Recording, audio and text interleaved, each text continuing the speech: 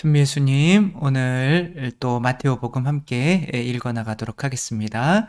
성부와 성자와 성령의 이름으로 아멘. 지금까지 저희는 마테오복음을 하고 있죠. 너무 당연한 이야기죠.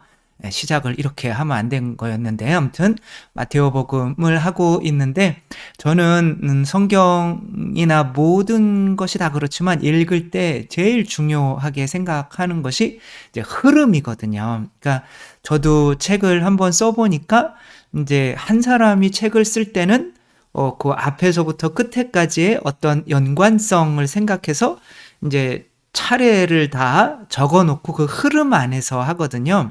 근데 이제 흐름을 무시하고 그 중간중간에만 이렇게 따서 그것을 이해하려고 하면은 잘못 이해할 가능성이 굉장히 커지는 거죠. 같은 내용이라도 그렇게 잘못 해석할 수가 있고, 또 오히려 반대되는 내용도 넓게 해석하면 이제 이해가 되는 거죠. 막 예수님께서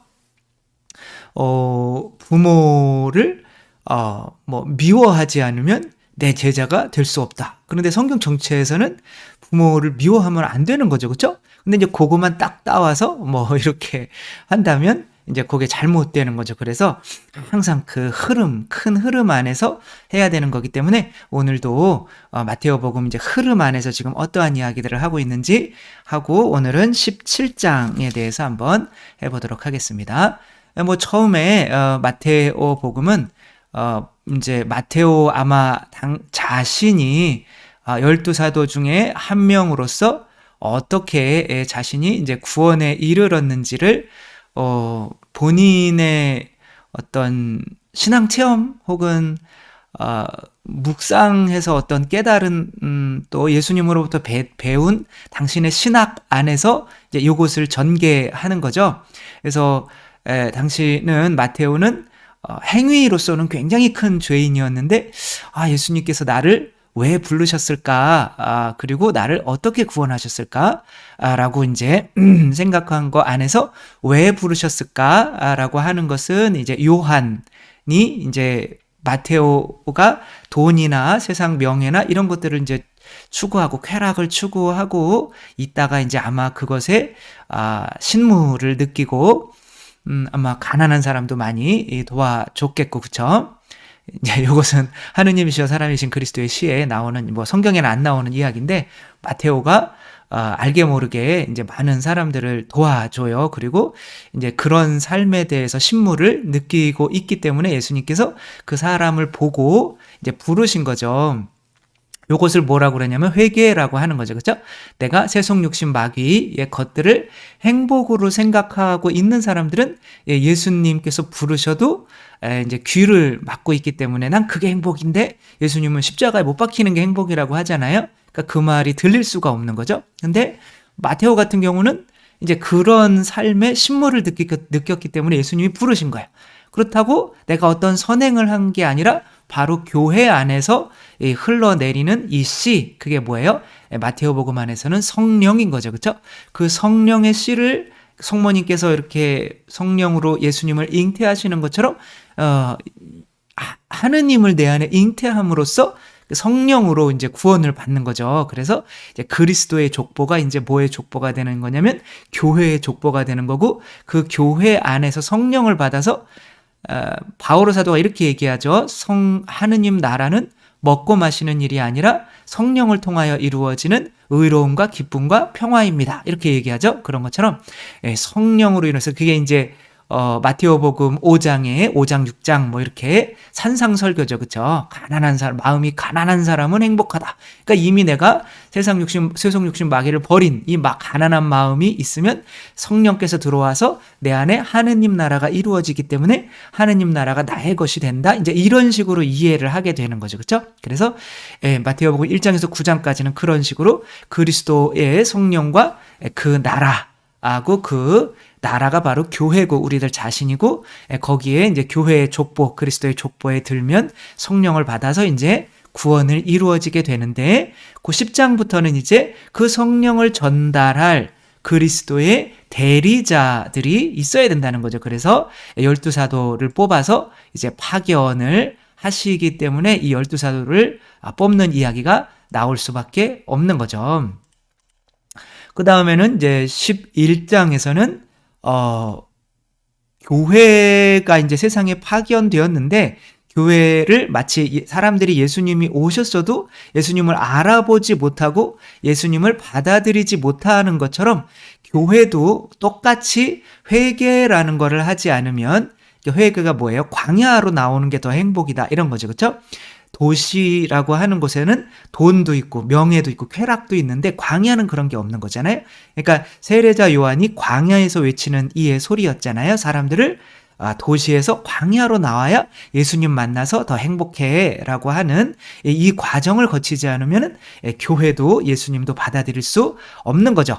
그래서 이제 그 회개하지 않아서 예수님을 받아들이지 않는 이 바리사이 율법학자들이나 유다의 이 지도자들이 또한 교회도 받아들이지 않는 사람들과 마찬가지다. 그들이 교회를 받아들일 수가 없는 것은 들을 귀, 볼 눈이 없어서 그렇다, 이런 거죠. 그렇죠? 그러니까 들을 귀가 있는 거나 볼 눈이 없는 거나 똑같은 거죠. 그렇죠? 그래서 그들이 그렇게 들을 귀가 없는 것은 아무리 말씀이 떨어져도 마음이 완고한 길바치거나 혹은 바위 바치거나, 이건 이제 육체에 치중하는 사람들인 거죠.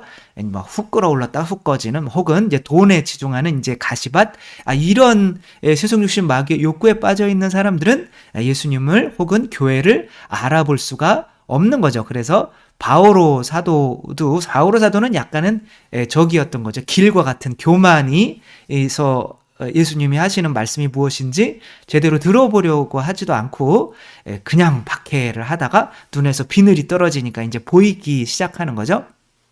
그래가지고 이제 예수님을 이제 아무튼 교회를 전하는 사람이 되는 건데, 예수님께서 바오로 사도에게 왜 나를 박해하느냐 이렇게 말씀을 하시죠. 그렇죠? 근데 바오로 사도는 예수님을 박해한 게 아니라 교회를 박해한 거죠. 결국에는 교회와 예수님은 하나인 거죠. 그렇죠?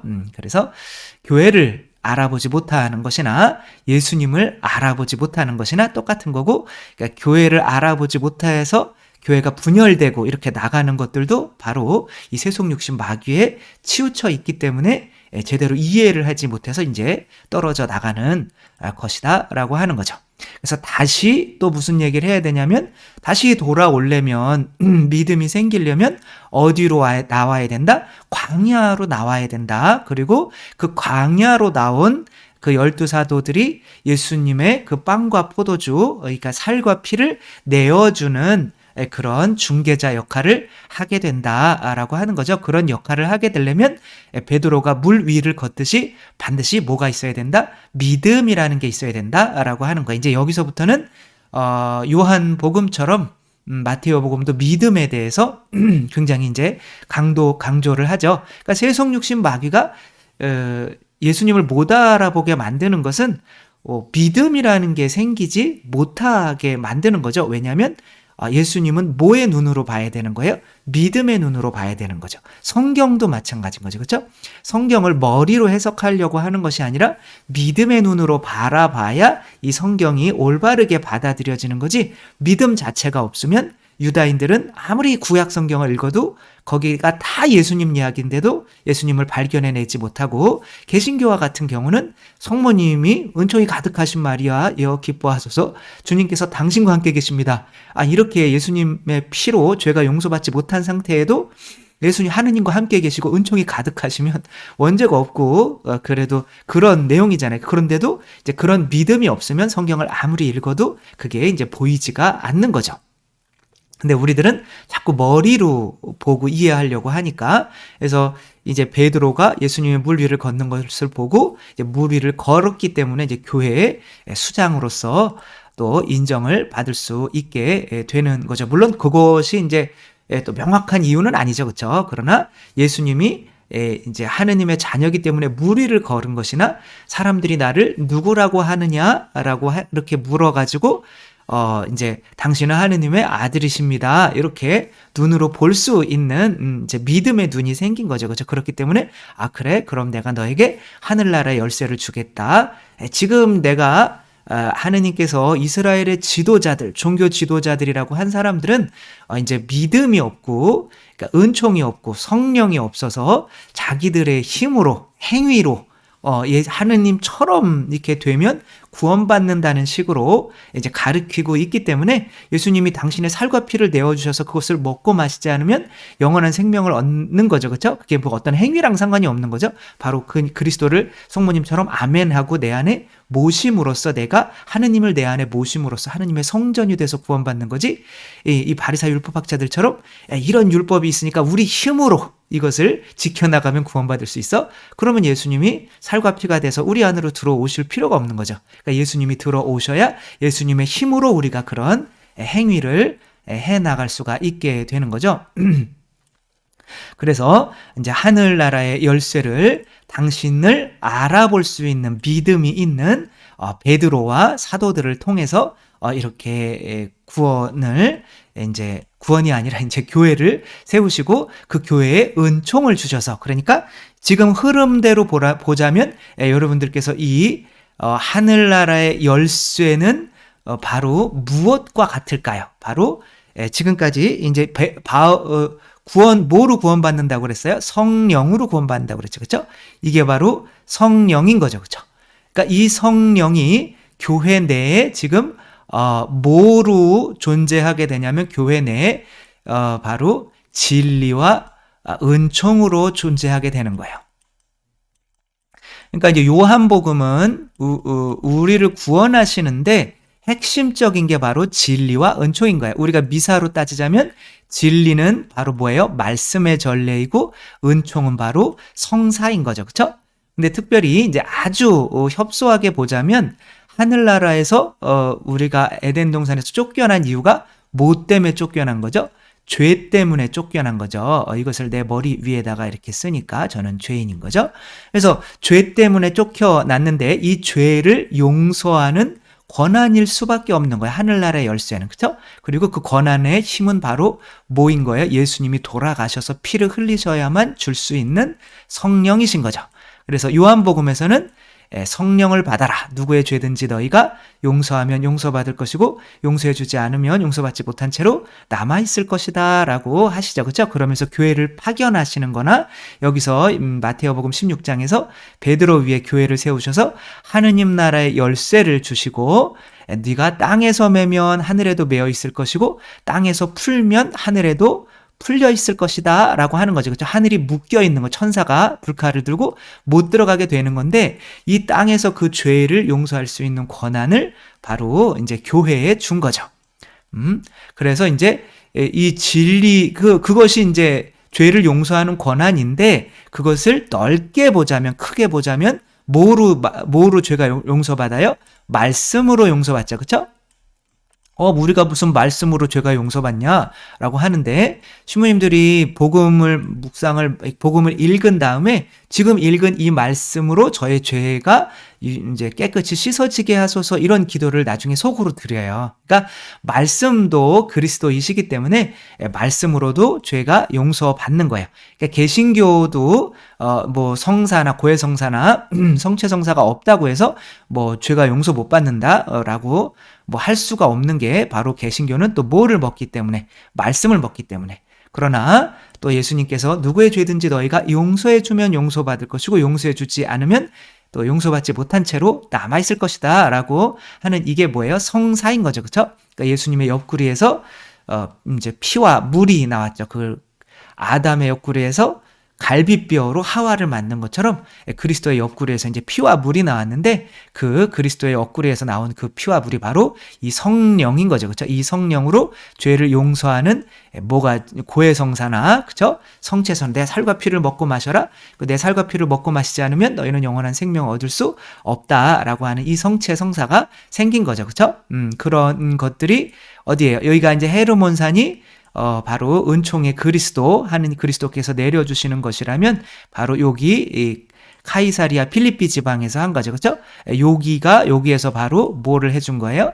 이제 여기 성직자들 12사도를 이제 여기에서 교회를 세우시고 은총을 중개하는 일을 맡기시고 바로 그게 흘러내려오는 갈릴레아 이 호수가 바로 이제 그들로부터 은총을 받아서 새로 태어난 교회가 되겠고, 그렇죠? 또 이렇게 해서 세례를 받아서 바로 점점점 이 교회로 이렇게 올라와서 하느님 나라로 가는 거죠, 그렇죠? 그리고 사해는 여기서 세례를 받는 거예요, 밑에서. 그다음에 이제 요 사해는 이제 그렇게 받지 못하고 이제 마지막을 이제 죽는 거죠. 지옥인 거죠. 그렇죠? 그래서 이게 우리의 신앙이고 이제 이렇게 뽑은 건데, 오늘 또 어떠한 일이 일어나냐면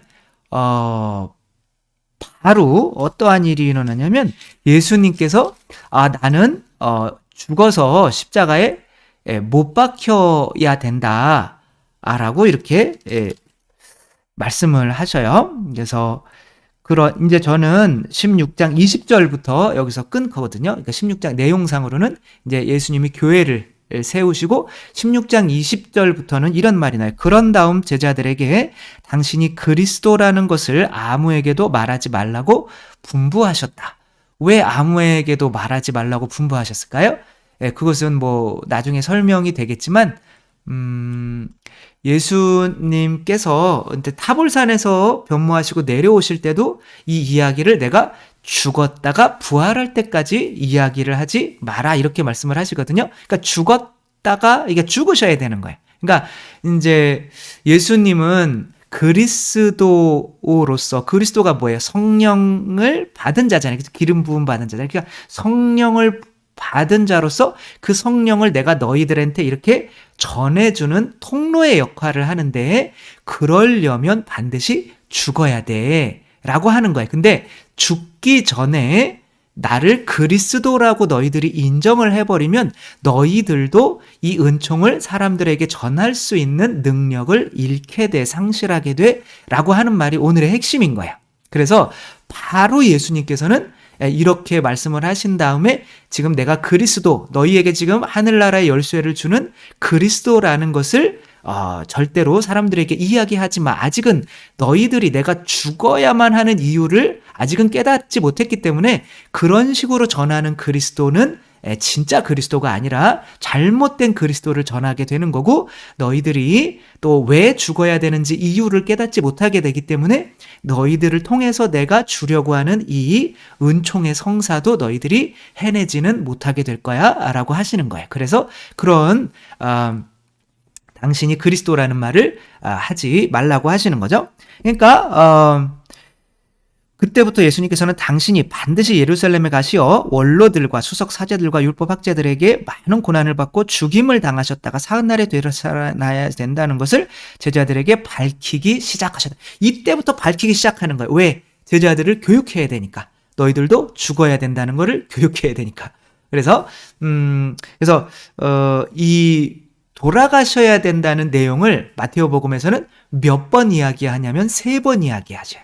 그러면 3번 이야기하시는 것에는 다 이유가 있겠죠, 그렇죠? 다 똑같은 이유로 3번을 이야기하려고 할까요? 아니면 마테오복음 나름대로 그 돌아가셔야 되는 이유를 묵상한 것을 그 3가지 이유로 이제 말씀을 하시겠죠, 그렇죠? 그러니까 오늘은 여기에 첫 번째 이야기인 거예요. 그러니까 첫 번째, 너희가 죽으려고 하지 않으면, 그러니까 나는 죽어야 되는데 내가 죽었다가 다시 부활해야 진짜 그리스도, 너희에게 은총을 주는 사람이 되는 건데, 너희들이 내가 죽어야 되는 걸 이해하지 못하면 너희도 죽지 않으려고 할 거고, 그러면 너희들도 내가 이렇게 주는 이 은총을 온전히 신자들에게 전해줄 수가 없어 라고 하는 건데, 그 첫 번째 이유만 오늘 할 거고, 그 다음 주에는 두 번째 이유, 그 다음 주에는 이제 3번째 이유를 할 수 있었으면 좋겠어요. 그쵸? 꼭 했으면 좋겠죠? 네, 아무튼 오늘 첫 번째 이유가 사실은 가장 중요한 이유인 거죠. 그러자 베드로가 예수님을 꼭 붙들고, 여기에서는 지금 마테오복음에서는 주인공이 누구냐면 예수님과 베드로예요. 예수님과 베드로. 그래서 요한복음에서는 가룟 유다가 굉장히 부각이 돼요. 그래서 왜 가룟 유다는 사도였으면서도 예수님을 팔아넘겨야 했을까? 이렇게 했는데, 여기에서는 마테오복음에서는 교회의 복음이잖아요. 그러니까 베드로가 그냥 계속 부각이 될 수밖에 없는 거예요. 그러니까 베드로가 지금 하늘나라 열쇠를 받았어요. 그리고 예수님이 너 내가 메시아라는 거 절대 이야기하지 마 라고 하니까 왜 그렇지? 그런데 예수님이 바로 나 죽어야 돼. 그러니까 아니 이게 무슨 소리입니까? 당신이 죽으면 어떻게 해요? 그러니까 아직은 메시아 그 은총을 전해주는 통로의 역할을 하는 사람이 반드시 죽어야만 하는 그 이유를 베드로는 아직은 깨닫고 있지 못한 거죠. 그러니까 이렇게 말씀을 하시는 거죠. 그러자 베드로가 예수님을 꼭 붙들고 반박하기 시작하였다. 맙소사, 주님 그런 일은 주님께 결코 일어나지 않을 것입니다. 이렇게 자랑스러워. 왜냐하면 지금 막 하늘나라 열쇠도 받았고 지금 완전히 뭐 교회 수장으로서 난리 났어요, 그냥. 그러니까 또 이게 자기가 이렇게 또 대단한 사람이 된 것처럼 또 이야기를 하는 거죠. 그때 예수님께서 이렇게 친절하게 말씀을 하시죠. 사탄아, 내게서 물러가라. 너는 나에게 걸림돌이다. 사탄아. 아니, 교회를 세운 수장이 사탄이에요. 왜 사탄 위에다가 세웠냐고요, 예수님은. 그러니까 예수님이 이제 사탄이라고 하는 것은, 그러니까 공간복음에서 특별히 복음을 전한다라고 하는 것은 마귀들로부터 마귀들의 소나귀에서 우리를 꺼내낸다, 구원한다 그런 거예요. 그러니까 탈출기 있죠, 그렇죠? 탈출기를 파라오가 마귀라고 보는 거예요. 그러니까 구원이라고 하는 것은 항상 그 마귀로부터 사로잡혀 있는 악령으로부터 사로잡혀 있는 사람들을 구해내는 거예요. 근데 마테오 복음에서 악령은 누굴까요? 바로 나 자신인 거죠. 그래서 그래서 사탄이 진짜 사탄이 아니라 나 자신의 생각에 붙들려 있으면 그게 사탄인 거예요. 그래서 불쌍하죠, 그렇죠? 불쌍하지만 이렇게 단호하게 말씀을 하시는 거죠. 사탄아, 내게서 물러가라. 너는 나에게 걸림돌이다. 걸림돌 위에 교회를 세우신 거예요.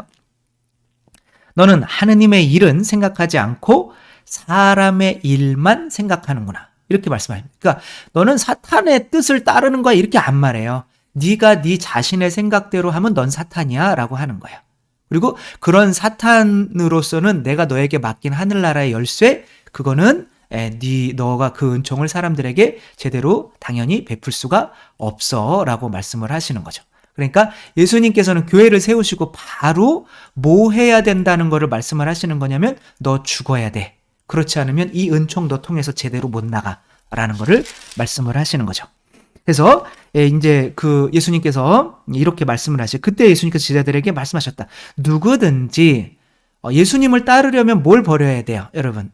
이걸 하나를 제대로 모른다면 여러분들은 어쩌면 진정으로 예수님을 따라보려고 단 한순간도 해본 적이 없는 거예요. 예수님을 따르려면 뭘 버려야 돼요? 내 자신을 버려야 되는 거죠. 다른 게 필요 없어요. 내 자신으로부터 세속 욕심 마귀가 나오는 거잖아요. 그렇죠? 그때 예수님께서 제자들에게 말씀하셨다. 누구든지 내 뒤를 따라오려면 자신을 버리고, 자신을 어디다 버려요? 제 십자가, 예수님이 십자가에 못 박혔잖아요. 그렇죠? 그 전까지는 내가 메시아라는 거, 그리스도라는 거 얘기하지 마. 그러니까 그 예수님이 메시아로서 십자가에 못 박혀야 된다는 것까지 이해를 해야 메시아라고 선포를 할 수가 있는 거지.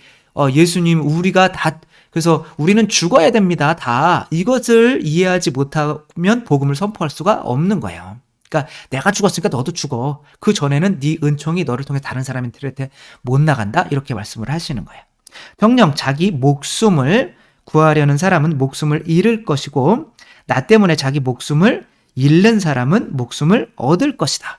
근데 이제 여기서 죽음만을 의미하는 게 아니라 모두 함께 부활도 함께 생각을 하는 거예요. 이건 요한복음에서는 굉장히 잘 나와 있는데 마테오복음에서는 아주 자세히 설명을 하고 있지 않지만 그래도 죽어야 부활한다는 이제 그런 것들은 이해를 해야 되는 거죠.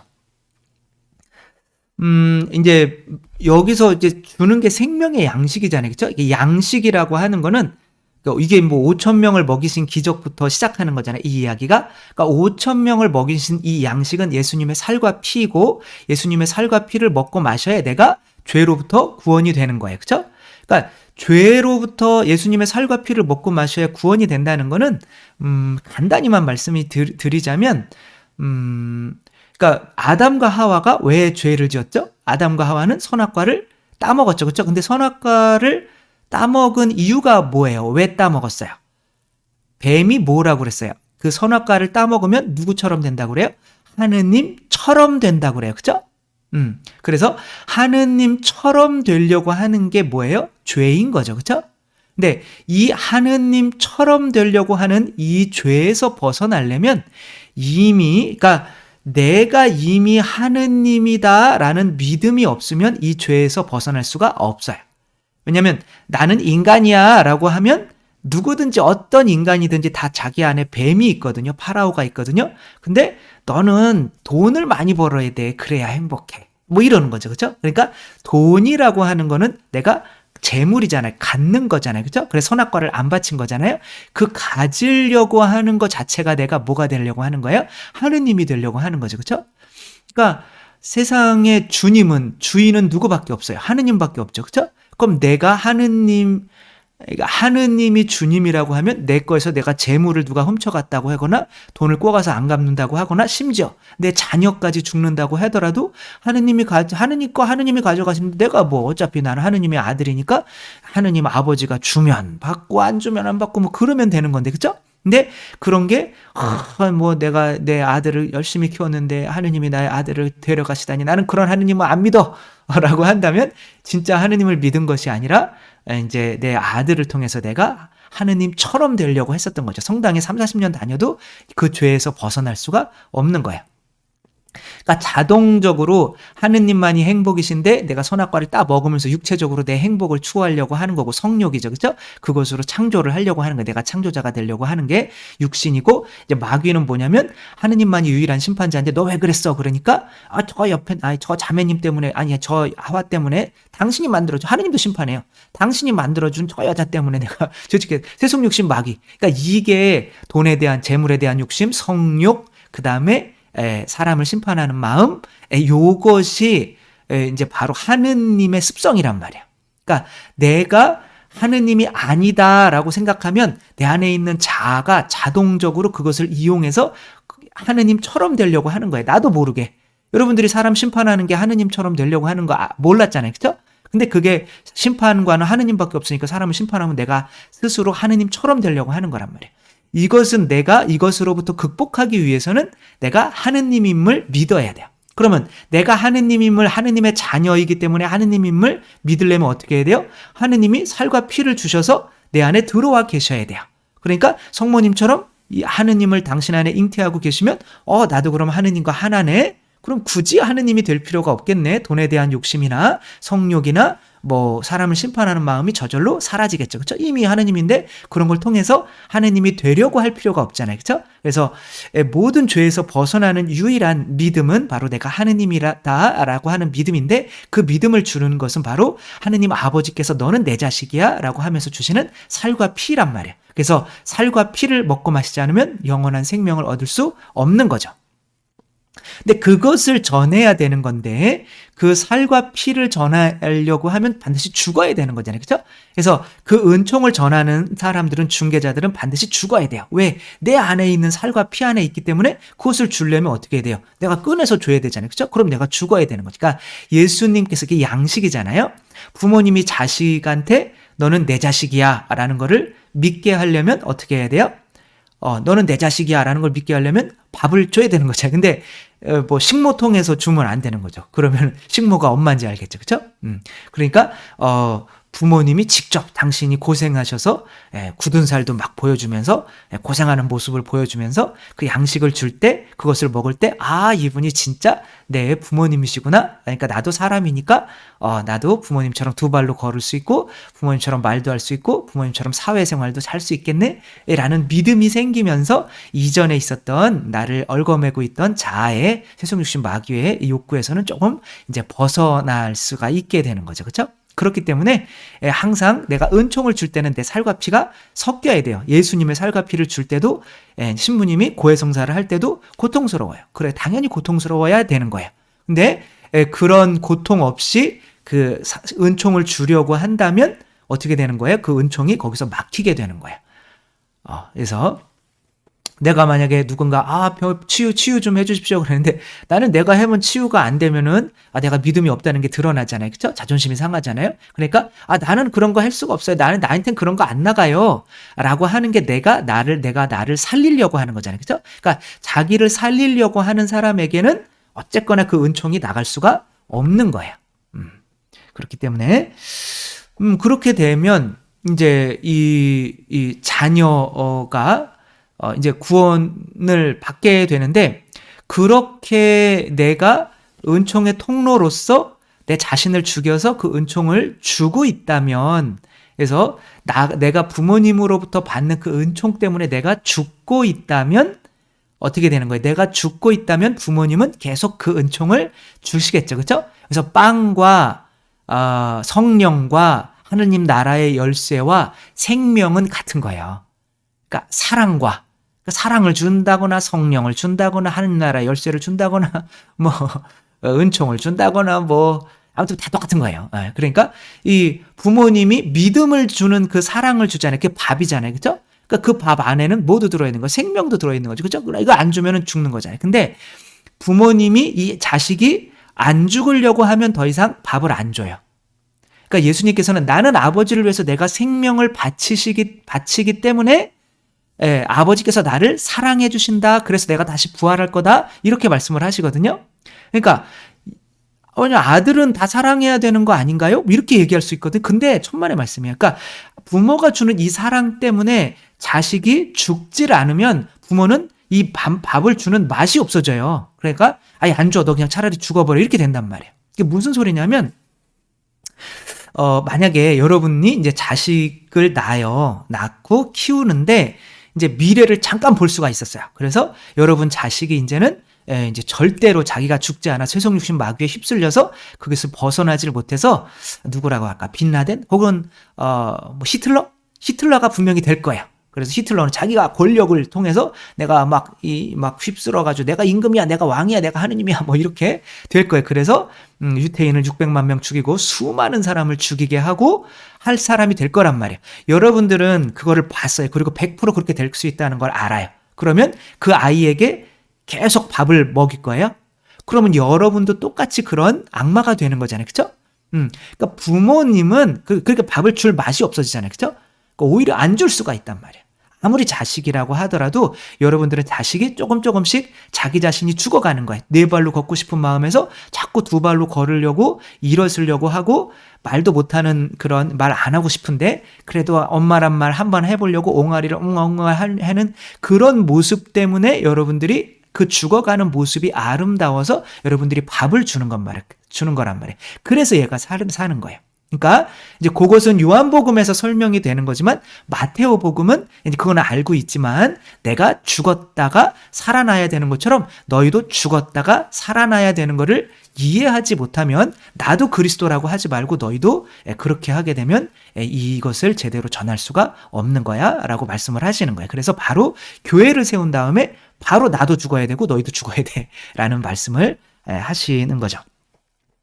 그러면서 근데 또 이런 말씀을 하죠. 이건 약간 이해하기가 쉽지 않은데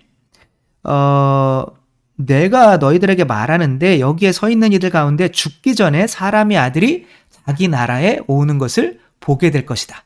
라는 건 뭐예요? 그러니까 자기 나라라는 게 뭐예요? 이미 세워진 거예요. 다 나라라고 하는 거는 이제 하느님 나라는 하느님의 뜻을 따르는 나라가 된 거예요. 그러니까 자기가 죽은 거죠. 그러니까 그게 뭐냐면 성령 강림을 의미하는 거예요. 여기서 누구는 못 봐요. 가룟 유다는 못 보잖아요. 그렇죠? 그러니까 예수님께서 너희들이 나를 위해서 죽을 수 있을 때 내가 너희들이 이제 나의 나라가 되었기 때문에 나에게 자아에 순종하는 게 아니라 그런 나라가 되었기 때문에 그런 나라의 그 교회에 내가 성령으로 오는 거를 보게 될 거야. 뭐 이런 식으로 해석을 하면 되겠죠. 그 다음에 무슨 내용이 나오냐면은 그 변모, 타볼산에서의 변모 이야기가 나오는 거죠. 그러니까 메시아로서 은총을 전해주는 하느님 나라의 열쇠를 교회에 줄 수 있는 은총의 중개자로서 예수님께서 왜 돌아가셔야만 하는지를 제자들에게 보여주셔야 되잖아요. 그러니까 이제 야고보, 요한, 그 다음에 베드로만 데리고 이제 올라갔는데 이렇게 막 갑자기 변하니까 깜짝 놀래가지고 베드로가 이렇게 얘기를 하죠. 베드로가 나서서 주님, 저희가 여기에서 지내면 얼마나 좋겠습니까? 원하시면 제가 초막 셋을 지어 하나는 주님께, 하나는 모세께, 하나는 엘리야께 드리겠습니다. 자, 여기에서 베드로가 이렇게 두려움에 사로잡혀서 하는 이 말은 그러니까 우리의 말이나 행동은 80~90%는 대부분 두려움 때문에 자기도 모르게 나오는 것들이래요. 여기서 또 마찬가지인 거죠. 그런 소리라고 하면 혼나겠죠. 그쵸? 그렇게 헛나온 거죠, 말이. 근데 그러네, 이렇게 헛나오는 거 안에는 자기의 뭐가 들어있어요? 본심이 들어있는 거죠. 그러니까 베드로는 죽기를 원하는 사람이에요? 아니면은, 영광을 원하는 사람이에요? 이 영광 안에 머물기를 원하는 거죠. 그쵸? 그러나 예수님께서는 내가 여기서 영광 받으려고 있는 게 아니다. 라고 하는 거죠. 그래서 이제 둘이 나타났던 이제 누구예요?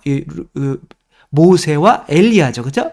모세는 뭐를 했던 사람이에요? 이스라엘 백성을 이집트에서 끌어내오고 하느님의 말씀을 이렇게 받아와서, 십계명이죠. 그죠? 그걸 받아와서 이스라엘 백성이 하느님과 이제 계약을 맺도록 뭐 하는 중개 역할을 하는 사람이었던 거죠. 그렇죠? 그러니까 은총의 중개자. 이제 바로 교회의 모습인 거죠. 그렇죠? 엘리야 또한 뭐 했어요? 그렇죠? 그때 당시로 우상으로 사로잡혀 있었는데 그 우상들을 뭐라고 생각하면 되냐면은 그 우상들이 바로 자아라고 생각하면 돼요. 그 자기 자아의 파라오에 사로잡혀 있는 사람들을 하늘에서 성령의 불을 내려서 이제 그 자아가 뭐예요? 그 소로 표현되는 거죠. 이제 모세 때는 금송아지를 섬겼죠. 그렇죠? 근데 이제 엘리야는 그 소를 하늘에서 불이 내리게 해서 그 소를 불살라 버리고 거기에 있는 우상을 섬기는 사람들을 다 이제 죽이게 했죠. 그렇죠? 그러니까 그러기 위해서 그 중개자는 바로 뭐 해야 되는 거야? 이 세상에서 살아야 돼요? 죽어야 돼요? 죽어야 되는 거죠. 그렇죠? 어디서도 모세는 환영받지 못했고 도망 다녔고, 그렇죠? 이렇게 싸워야 했고, 오히려 자기가 구해주는 이스라엘 사람들에게서조차 왜 우리를 구해와가지고 이렇게 고생을 시키냐라는 말까지 들어야 했고, 또 뭐 미리암이나 또 아론과 같은 자기 형제들한테도 왜 우리는 너랑 뭐랑 다르냐 막 이렇게 하고, 그래서 하느님이 이것들 아주 그냥 죽일까 막 그랬는데, 그래도 좀 자, 차라리 저를 죽이십시오라고 하면서 이렇게 죽음으로써 어떻게 보면 중개를 했던 모세의 모습, 또 엘리야 또한 아합과 그쵸?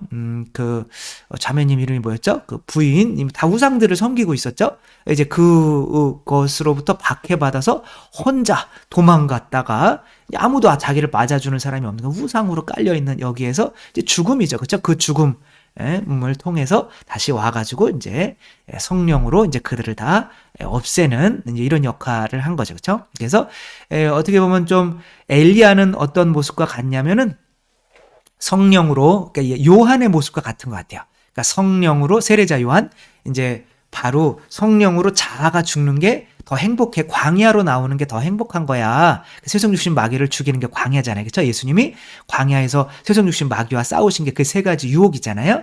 그러니까 그런 게 그걸 죽이는 게 더 행복한 거야 라는 걸 알려줬다면, 이게 말씀의 전례라고 한다면 이제 누구예요? 모세는 바로 성찬의 전례, 이제 그것을 통해서 하느님의 말씀을 통해서 새로운 계약을 맺게 만드는 성찬의 전례. 그쵸? 너희는 모두 이것을 받아 마셔라. 이는 새롭고 영원한 계약을 맺는 내 피의 잔이니. 그러니까 그 은총의 중개자. 그러니까 사제의 역할을 이제 이야기를 하는 거죠. 그쵸? 그 사제는 뭐를 하기 위해서 죽여야 되냐면 우리 신자들의 자아를 죽이기 위해서 내가 죽어야 되는 거고, 또 모세는 그들과 이 예수님과 새로운 계약을 맺어주기 위해서 내가 죽어야만 하는 그런 거를 이야기를 하고 있는데, 이제 얼척없이 베드로는 그런 역할을 해야 되는데도 그냥 우리가 이 영광 안에서 머물면 어떻게 하겠습니까? 라고 이야기를 하니까 예수님이 예수님이 하시진 않고 구름이 가리면서 이제 하느님께서 말씀을 해주시는 거죠. 이는 내가 사랑하는 아들, 내 마음에 드는 아들이니 너희는 그의 말을 들어라. 이렇게 말씀을 하시는 거죠. 그렇죠? 너희는 그의 말을 좀 들어라. 제발 좀 들어라. 라고 하는 거죠. 그렇죠? 그분의 말씀을 들으려면 이제 아까 그 밭에 길에 떨어지고 돌에 떨어지고 뭐 가시밭에 떨어지고 이제 그렇게 떨어지는 말씀을 받아들이려면 세속육신 마귀가 나가 죽어야 되는 거잖아요. 그렇죠? 그러니까 말씀을 받아들이는 게 곧 내가 죽는 거죠. 그렇죠? 너희는 제발 죽어라. 너희도 은총의 중개자가 되기 위해서라고 하시는 거죠. 그러니까 여기서 그럼 예수님께서 여기 머무르면 안 돼. 영광 안에 머물면 안 돼. 너희들 영광 안에 머물려고 하지 마. 내려와서 너희들 똥통에 파묻혀야 돼. 크게 구해주는 거야. 그러니까 예수님의 성체가 사실 우리 똥통에 파묻히는 거죠. 우리 죄인인데, 그쵸? 그런 것처럼 내려가야 돼. 라고 하면 이 뒤에 이야기는 또 어떤 이야기가 나올까요? 마귀를 구하는 이 마귀에게서 어떤 누군가를 구해내는 또 이야기가 나와야 되는 거죠. 그쵸? 그러면서 일어나라. 그리고 두려워하지 마라. 그러니까 내가 자아가 죽으면 나는 그럼 뭐로 사는 거예요? 그럼 내가 없어지는 거 아니에요? 라고 하는데, 근데 그 나라고 하는 거가 죽이는 게 너무 두렵잖아요. 그쵸? 내가 없어지면 없어지면. 근데 그거는 가짜란 말이에요. 에고란 말이에요. 그러니까 진짜 나는 그것이 지금 여러분이 그것을 살게 하고 있는 집이란 말이에요.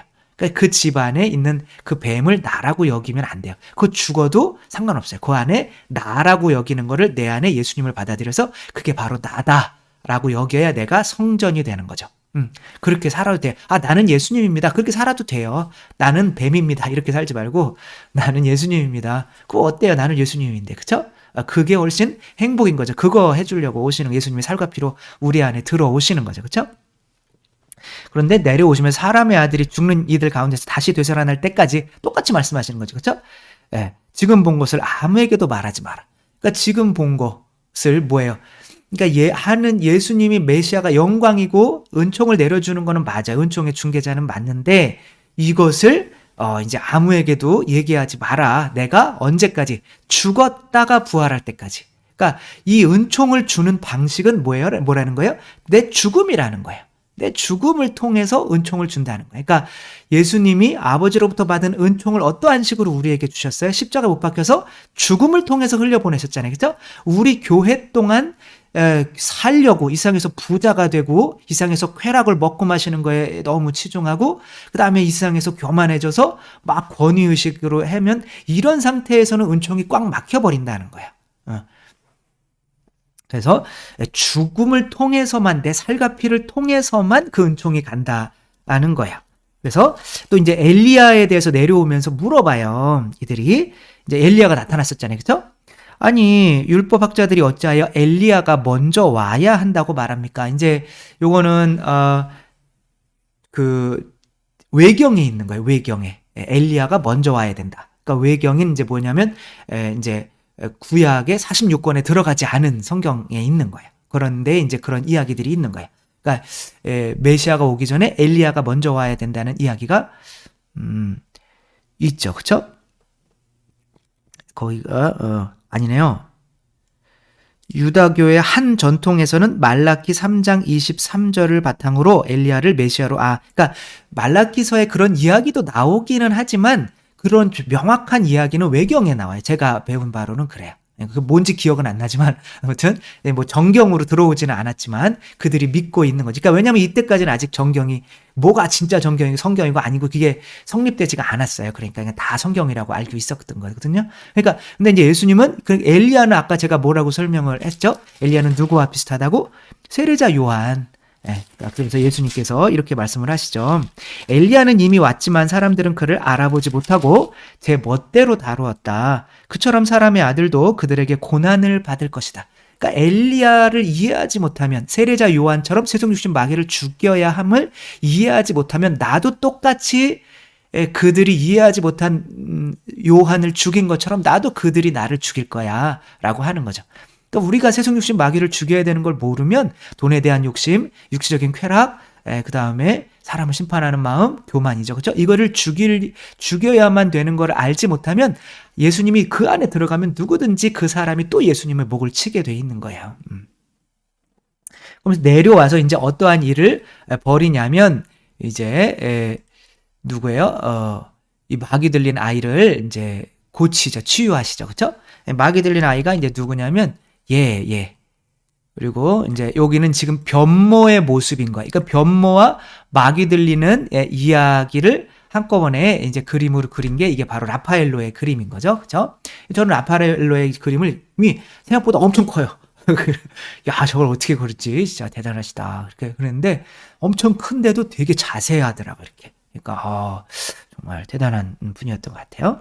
그래서 간질병에 걸려 있었는데 이제 예수님이 마지막으로 이제 이거를 설명을 왜 죽어야 되는지를 설명을 해줘야 되잖아요. 그러니까 그거를 이제 또 설명을 해주는 거죠. 간질병에 걸려 있었는데 그래서 자주 불 속으로 뛰어들기도 하고 물 속으로 뛰어들기도 합니다. 불과 물은 반대되는 성격이잖아요. 그렇죠? 뭐 조울증 혹은 이제 간질병 뭐 이런 거라고 볼 수가 있는 거겠죠. 그렇죠? 또 막 웃는데 굉장히 괴로운 거 또 있잖아요. 그러니까 그 영화 조커에 보면 그 배트맨이랑 싸우는 조커가 있거든요. 걔가 웃는 병에 걸린 거예요. 막 그러니까 뭐 얼굴이 이렇게 찢어 뭐 이렇게 살이 이렇게 찢어지잖아요. 그죠? 그 웃는 병에 걸렸는데 너무 고통스러운 거예요. 멈추질 못하는 것 비슷한 거죠. 그렇죠? 그러니까 내가 행복하고 싶은데 되지 않는 뭐 이런 것도 가르칠 수 있고 아무튼 그냥 뭐 아무튼 악령에 내 자아에 사로잡혀 있는 거죠. 그렇죠? 그 자아에 사로잡혀 있는데 주님의 제자들에게 당신 제자들에게 데려가 봤지만, 지금은 여기 3명만 데려가갖고, 나머지 제자들도 있고, 또 72제자도 있잖아요. 그죠? 그러니까 그 제자들에게 데려가 봤는데, 그 다른 교회에 갔는데, 이 교회가, 아니, 은총으로 얘를 구해줘야 되는데, 못 해주고 있어요. 이렇게 얘기하는 거죠. 그랬더니 예수님이, 믿음이 없고 삐뚤어진 세대야. 결국에는 믿음인 거예요. 내가 자아가 살아있다면 나를 믿는 거죠. 그렇죠? 나를 믿으면 누구를 안 믿는 거예요? 하느님을 안 믿는 거죠. 그러니까 믿음이 없어지는 거죠. 나를 믿거나 하느님을 믿거나 둘 중에 하나인 거예요. 그러니까 하느님을 믿으려면 나를 믿지 말아야죠. 그렇죠? 근데 이제 아직까지는 내가 왜 죽어야 되는지를 이해하지 못하는 교회이기 때문에 얘를 구해줄 수 있는 그런 분명히 은총은 받았지만 그 은총으로 얘를 구해줄 수 있는 상태가 아닌 거예요. 그러면서 예수님은 그렇게 됐더니 믿음이 없고 삐뚤어진 세대야 이렇게 이제 말씀을 하실 수밖에 없는 거죠. 그러니까 점점점 세상에서 이제 교회가 그럴 거예요. 점점 잘 살게 되고 그러면 교회에 이제 뭐 성직자들도 이제 세속육신 마귀에 이제 좀 이렇게 치우치게 되고 그러면 그런 것을 통해서 교회를 통해서 이제 영혼들을 구원하는 일이 이제 지금도 뭐 마찬가지잖아요. 그렇죠? 세례받는 사람이 점점 줄어들고 하게 되고 이제 그렇게 되고 이제 그 악령에서 이 영혼들을 빼앗는 능력들이 이제 줄어들 수밖에 없는 거죠. 그렇게 되면 그 세대가 어떤 세대가 되는 거냐면 믿음이 없고 삐뚤어진 세대가 되는 거죠. 그래서 아이를 이제 예수님께서 마귀를 쫓아내시고 했더니 이제 제자들이 물어봐야 되잖아요. 우리가 뭐가 부족한 겁니까? 이렇게 물어봐야 되잖아요. 그렇죠? 그래야 왜 죽어야 되는지를 알게 되는 거잖아요. 그랬더니 어찌하여 저희는 그 마귀를 쫓아내지 못하였습니까? 이렇게 이야기를 하죠. 그렇죠? 그랬더니 예수님께서 너희의 믿음이 약한 탓이다. 이렇게 말씀을 하십니다. 그러니까 결국엔 내가 죽어야 되는 궁극적인 첫 번째 이유는 뭐다? 믿음 때문에 그렇다. 그러니까 어떤 믿음이냐면 이런 거죠. 너희의 믿음이 약한 탓이다. 내가 진실로 너희에게 말한다. 너희가 겨자씨 하나일 만한 믿음이라도 있으면 이 산더러 여기서 저기로 옮겨라 하더라도 그대로 옮겨갈 것이다. 너희가 못할 일은 하나도 없을 것이다. 그러니까 내가 자아가 살아있으니까 뭐라고 생각하는 거예요? 물 위를 걸어야 되는데 베드로는 걸었잖아요. 그죠? 근데 내 자아가 살아있으면 넌 안 돼 라는 이것을 더 믿어버린단 말이에요. 그러니까 내가 어떻게 저를 치유할 수가 있지? 라는 믿음이 약해지는 거예요. 자꾸 개신교 이야기를 해서 죄송스럽긴 한데 앞으로도 계속 이야기를 하겠지만 저는 회개를 잘 안 하거든요. 그래서 어쨌거나 뭐 할 수 없죠 뭐. 그러니까 개신교의 마르틴 루터나 그때의 뭐 추빙글리나 칼뱅이라고 하는 사람들이 특별히 마르틴 루터는 사제였잖아요. 그죠? 사제로서 뭘 못 믿은 거예요? 내가 어떻게 사람의 죄를 용서해 줄 수가 있어? 내가 어떻게 감히 이 빵과 포도주를 예수님의 살과 피로 변화시킬 수 있어? 라는 것을 믿지를 못한 거예요. 그럼 믿지를 못한 거면 결국엔 누굴 믿은 거예요? 자기 자신을 믿은 거죠. 그러니까 죽지를 않은 거예요, 자기가. 저희도 믿을 수가 없어요. 저도 죄송합니다. 고해성사를 해주면서도 내가 어떻게 이렇게 해주면 이 사람이 지었던 막 큰 죄들이 어떻게 그냥 한 번에 용서받을 수가 있을까? 라고 믿지를 못해요. 내가 어떻게 이렇게 한번 그으면 미사 때 이게 빵과 포도주가 그러니까 하도 답답하니까 기적들이 많이 일어나잖아요. 그쵸? 이게 진짜 살과 피로 변하는 뭐 란치아노의 기적이란가? 그냥 다 믿지 못해. 신부들은 뭐 믿어서 하는 게 아니에요. 그냥, 그냥 하는 거예요. 근데 진짜 이렇게 하는 거는 사람들이 볼 때는 아, 저 사람들 바보 아니야? 어떻게 자기가 그렇게 할 수 있다고 믿지? 그러니까 이제 세상에서는 죽을 수밖에 없는 거예요. 바보가 될 수밖에 없는 거예요. 이걸 차고 다니는 게 뭘 하는 거예요? 바로 내가 이것만 하면 죄 용서받고 내가 이것만 하면 성사, 빵과 포도주가 예수님의 영원한 생명을 주는 살과 피로 변화되고 뭐 이런 거를 믿고 다닌다는 이게 증거잖아요. 이게 나는 바보다가 아니고 뭐예요. 그쵸? 근데 이제 그것을 믿지 못하게 된 것은 누구를 더 믿은 거예요? 자기 자신을 더 믿게 된 거죠. 그죠? 그러니까 자기 자신이 죽지 않으면 이 은총을 흘려보낼 수 있는 그런 통로가 될 수가 없는 거죠. 근데 그 사람을 따르는 많은 사람들도 예수님이 살과 피를 먹고 마시고 또 죄를 용서하는 권한으로 교회를 파견했는데도 그 은총을 흘려보내줄 수가 없게 되는 거죠. 지금 이 제자들이 이러한 상태에 있었던 거예요.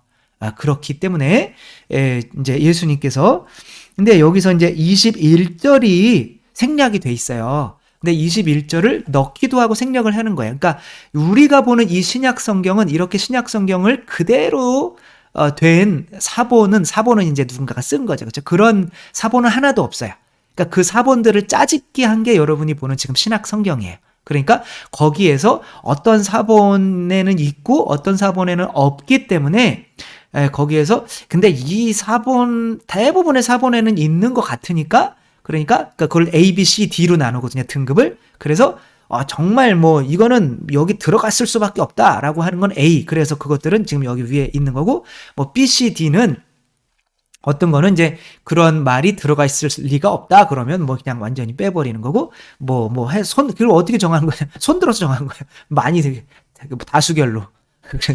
근데 여기서 이제 다수결로 해가지고 이제 떨어진 것이 이제 이거 사본에는 많이 있는데 다수결로 그 말씀 뭐 굳이 할 필요가 있나? 말이 통하지가 않는 것 같은데 라고 해서 빼버린 게 이제 그래서 여기 성경에 보면 21절만 이렇게 그냥 돼 있고 말은 안 써 있어요.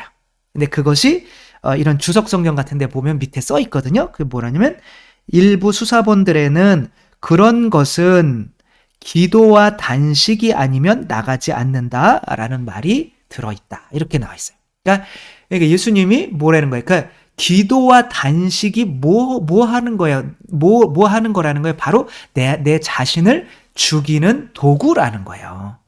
그러니까 이 신부님이나 이제 이런 분들이 뭐를 하지 않으면 그 사람을 통해서 은총을 흘러 들어가는 것이 꽉 막히게 된다. 동맥경화증이 일어나게 된다. 바로 기도와 단식을 하지 않으면 이제 그렇게 된다라는 거죠. 단식은 뭘 하는 거? 육체 자아를 죽이는 거죠. 그렇죠? 그러니까 이제 육체를 죽이면 뭔 생각밖에 안 드냐면 배고프다는 생각밖에 안 들어요. 그러니까 배가 부르면 또 다른 죄를 짓거든요. 다른 걸 원하게 돼서 배가 고프면 밥 좀 먹었으면 좋겠다. 이제 그런 상태로 내 자신을 죽이려고 하고 있어요. 그리고 또 교만을 죽이는 게 뭐예요? 기도죠. 그렇죠? 내 뜻대로 하는 게 아니라 내가 기도라는 게 나를 무의미 속으로 던져버리는 거거든요. 그러니까 의미 없는 한 시간을 보내버리는 거예요. 그냥 내 머리로 뭔가를 공부를 하면 더 많이 얻을 것 같지만 그런 거 아니고 그냥 하느님 안에 그냥 이렇게 머물기만 하면 되는 거죠. 그러니까 다른 사람이 볼 때는 시간 낭비처럼 보일 수가 있지만 오히려 그런 것을 통해서 그래요. 나는 내가 하는 노력은 무의미해요. 아무 의미 없어요. 오로지 당신께 내 자신을 봉헌합니다. 그리고 내 육체적인 욕망 이런 것들도 봉헌하기 위해서 나는 내 자신을 항상 배고프게 만들 겁니다. 라고 기도와 단식이 아니면 너희는 이런 마귀를 쫓아낼 수가 없다라고 말씀을 하시는 거죠. 결국에는 우리가 교회가 죽어야만 하는 이유가 그 예수님께서 주시는 은총, 하느님 나라의 열쇠를 통해서 은총을 이들에게 흘려보내서 악에 사로잡혀 있는 애들이 아니라 신자들을, 영혼들을 구원해야 되는 건데, 이제 그렇게 하지 못하게 되는 이유는 죽지 않으려고 하기 때문에 사제들이, 그 성직자들이, 그래서 그 성직자들이 이제 죽게 만들기 위해서 예수님이 타볼산에서 바로 이제 죽어야 됩니다. 당신도 죽어야 됩니다. 이제 루카복음 같은 데에서는 그분들과 이야기한 게 탈출기에 대해서 이야기를 했다 이렇게 얘기를 해요. 탈출시킨 거. 그러니까 영혼들을 구해내는 거죠. 그러려면 모세가 다시 어떻게 돼요? 죽음으로 들어가야 되는 거란 말이에요. 아무튼 그 땅에 묻혀야 되는 거죠. 그러니까 그런 죽어야만 한다는 거를 모르는 성직자들 교회를 통해서는 이 은총이 갈 수가 없고 이제 그 은총이 막혀버리기 때문에 예수님을 베드로를 사탄이다. 너는 네가 살아있잖아. 네 생각만 하잖아. 인간의 생각만 하잖아. 그러니까 너는 사탄이야. 그러나 내가 너를 통해서도 은총을 내려보낼 건데 그러려면 적어도 나를 따르려면 네가 죽어야 된다는 거, 십자가에 너 자신을 못 박아야 된다는 것은 좀 알아야 돼 라고 하는 게 첫 번째 이 교회가 죽어야 되는 이유라는 거. 두 번째, 세 번째는 다음번에 또 이어서 하도록 하겠습니다. 주님께서 여러분과 함께 전능하신 천주 성부와 성자와 성령께서는 여기 모인 모든 이에게 축복을 내리시어 길이 머물게 하소서. 주님과 함께 가서 복음을 전합시다. 하느님 감사합니다. 성부와 성자와 성령의 이름으로 아멘. 감사합니다. 사랑합니다.